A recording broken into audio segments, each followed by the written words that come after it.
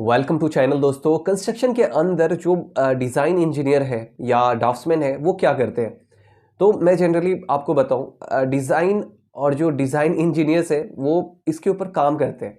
But जो designing होती है वो एक्चुअल में कंस्ट्रक्शन इंडस्ट्री नहीं करती, वो कंसल्टेंसीज होती है जो डिज़ाइन करती है। कॉन्ट्रैक्टर होता है जो कॉन्ट्रैक्ट लेता है। अगर कोई कंस्ट्रक्शन इंडस्ट्री है, अगर मैं कंस्ट्रक्शन के फ्रेमवर्क के बारे में बात करूं कि इसका रोड मैप कैसा है, तो कंस्ट्रक्शन जो इंडस्ट्री होती है, अगर कोई कंपनी है तो वो क्या करती है कि वो तो कंस्ट्रक्शन कंपनी है, वो क्या करेगी, कहीं पे टेंडर डालेगी किसी बड़ी कंपनी की, या किसी को घर बनवाना है। मान लो घर बनवाना मतलब एक कंपनी की बात कर रहा हो, तो बड़ा बड़ा कोई ऑनर है, बिल गेट्स है, उसको अपनी कंपनी डालनी है इंडिया में, तो उसने अनाउंस करता है वो। तो हम जो कोई कंपनी होती है, कंस्ट्रक्शन कंपनी, वो क्या करती है, वहाँ टेंडर डालती है। टेंडर डालने के बाद वो कंपनी को वो टेंडर मिलता है, वहाँ पे बोली लगती है, अलग अलग कंपनी सभी डालते हैं। उसमें से फिर जिस कंपनी का अच्छा रेट उट लगता है कि हाँ ये कंपनी सस्ता में करके देगी, तो वो माइक्रोसॉफ्ट जैसी कंपनी उसको देती है टेंडर कि ले जाओ, हमारे पूरा बना के दो, प्लांट बना के दो। तो अभी क्या करती है, जो इसमें क्या होता है कि और भी कंपनीज एडेड होती है। जब टेंडर मिल गया उसके बाद क्या होता है, बीच में माइक्रोसॉफ्ट के साथ और भी कंसल्टेंसी वाली कंपनीज होती है जो उसके साथ टाइप के साथ रहती है। वो कंपनीज क्या करती है, वो उसकी उनकी डिज़ाइन फॉर्म होती है। आर्किटेक्ट वाली कंपनी वो क्या करेगी, वो डिज़ाइन करती है। वो स्पेसिफिक जनरली वो डिज़ाइनिंग करने वाली कंपनी है, वो एक कंसल्टेंसी वाली कंपनी है। डिज़ाइन कंपनी जो डिज़ाइन बनाती है उसको कंसल्टेंसी फॉर्म कहा जाता है। तो वो वाली कंपनी क्या करेगी कि आर्किटेक्ट वाली सारी डिज़ाइन बना के देगी, एक लेआउट टाइप की डिज़ाइन। आर्किटेक्ट डिज़ाइन में क्या होता है, एक थिंकिंग बस रहती है, लाइन डायग्राम रहता है, उसमें बस इतना बताया होता है कि ऐसे ऐसे घर बनेगा।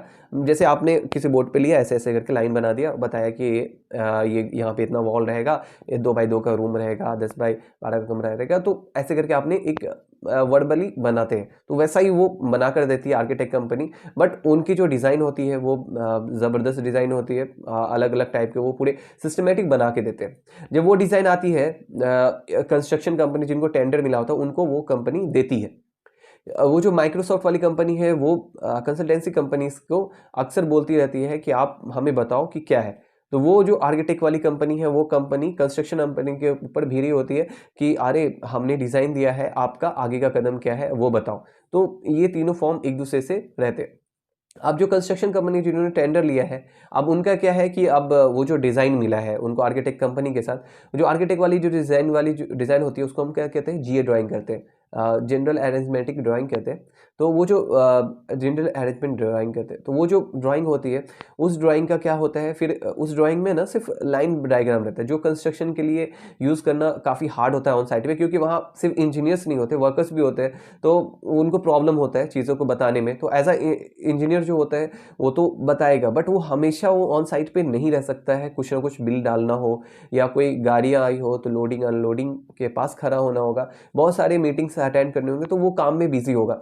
तो क्या होती है कि वो जो आर्किटेक्ट डिज़ाइन होती है, तो उसको उसका क्या करते हैं, उसको शॉप ड्राइंग में बनवाते हैं। ये जो शॉप ड्राइंग बनाती है वो भी कंसल्टेंसी फॉर्म वाली ही कंपनी होती है। ये कंस्ट्रक्शन कंपनी हायर करती है या क्लाइंट कंपनी ही देती है, तो ये बजट के अंदर फिक्स होता है।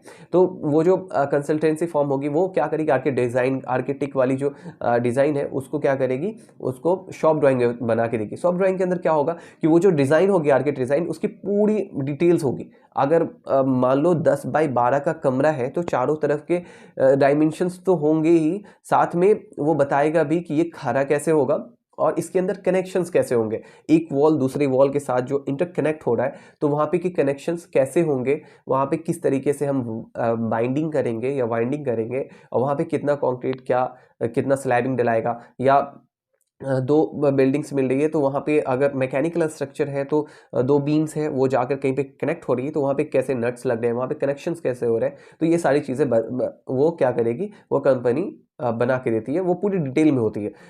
कोई भी छोटा चीज़ अगर काटना है, क्रॉस सेक्शन काटना है, वो भी शॉप ड्राइंग में पूरे डिटेल्स में दिया होता है। तो ये होता है शॉप ड्राइंग। तो ये शॉप ड्राइंग भी कंपनी से आती है, ये कंसल्टेंसी फॉर्म ही बनाती है। जो भी डिज़ाइनिंग वाली होती है वो जनरली कंसल्टेंसीज ही होती है, कंसल्टेंसी कंपनीज ही होती है।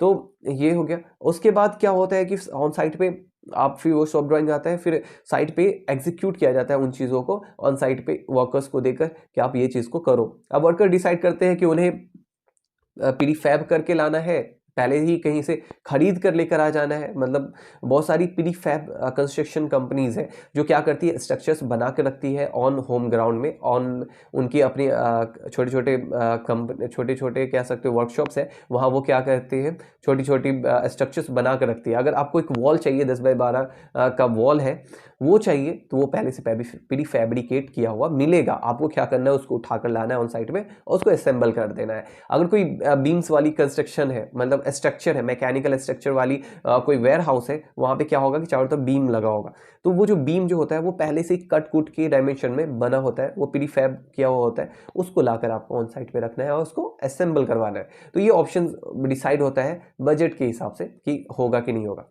तो ये हो गई यहाँ पे।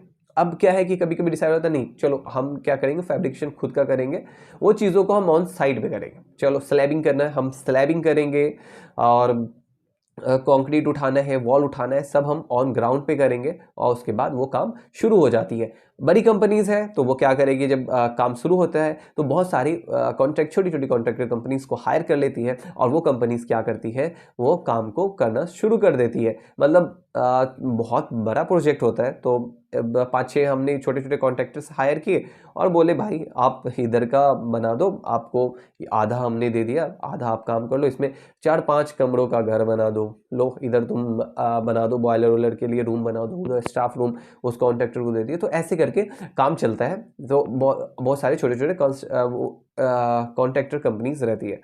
मैकेनिकल स्ट्रक्चर है वहाँ भी वही है, दोनों चीज़ सेम रहता है।